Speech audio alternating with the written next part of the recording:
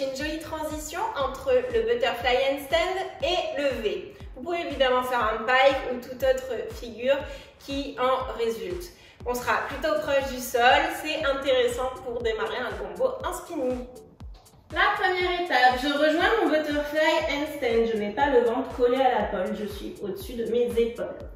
Ici, j'ai ma jambe droite sur la pole, je vais garder ma main gauche au sol le plus longtemps possible. Le bras gauche reste tendu, c'est très important. Ici, je vais ramener ma jambe qui est libre, donc la jambe gauche vers le côté et de l'autre côté de la pole. Je lève mon bras droit, je ramène ma jambe gauche.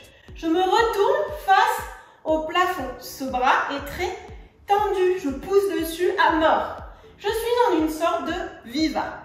C'est certainement le point clé que de laisser le bras au sol en ramenant la jambe.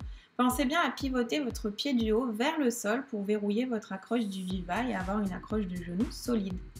Faites cette étape en apprenant à bloquer le mouvement. Arrêtez-vous là où je me suis arrêtée, face au plafond dans une sorte de viva 1 dans un premier temps. Ensuite, ce qui va se passer, c'est que je vais continuer le mouvement, mais je vais quand même garder ma main au sol. Ici, pousse et elle vient toucher les sèches contre la pole. À ce moment-là, tu peux lever ton bras et être prête ou proche d'un pike ou d'un V. Ici, voyez bien que je n'interromps plus le mouvement, je pousse et je continue en amenant mon buste vers l'arrière jusqu'à ce que mon aisselle touche la barre. À ce moment-là, je peux remonter mon buste et bien engager les abdos pour me retrouver dans la figure souhaitée. Donc vous l'aurez compris, tant que vous gardez votre bras au sol tendu, le bon bras, et que vous partez dans le bon sens vers l'arrière, vous ne pourrez pas vous tromper. On va le refaire avec un tout petit peu plus de vitesse entre chaque étape. Ici, tends ta jambe, lève le bras, retourne-toi, continue, touche, attrape. Gardez votre bras tendu, venez bien coller la hanche contre la pole, serrez le pied du haut vers le sol pour vous retrouver dans une posture sécurisée.